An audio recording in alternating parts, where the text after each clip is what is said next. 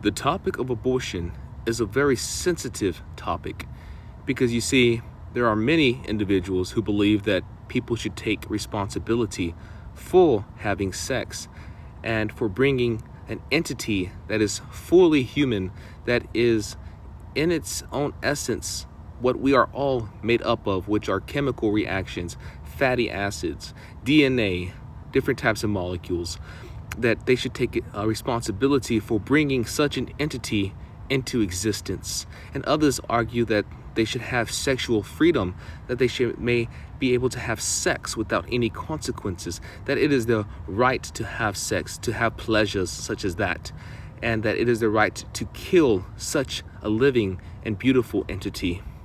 But what sounds more compelling as an argument?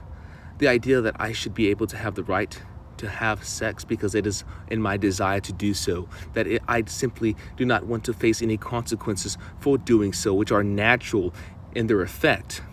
Or to say that, you took these actions that you knew very well could possibly lead to a child coming into existence, an entity that has human DNA, that can consume oxygen, that has its own genetic code and its own body parts, that has a beautiful future ahead of itself, that even though dependent on its mother, just like there's individuals in the hospital that are dependent on life supports and on different systems, we know for a fact that this entity will grow to be like one of us.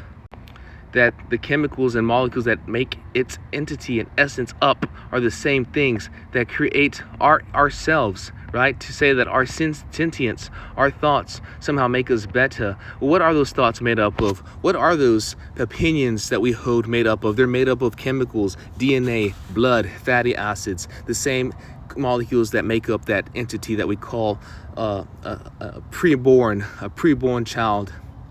We use the word fetus to desensitize the idea of that it is in fact human, but it is a human fetus, an earlier stage of a human being. We do not kill Pichu simply because it's not a Pikachu. Some people say that the child is not viable, that is not able to defend itself on its own. Well, even a newborn child left on the streets or left anywhere is not viable, is not able to depend on itself for survival.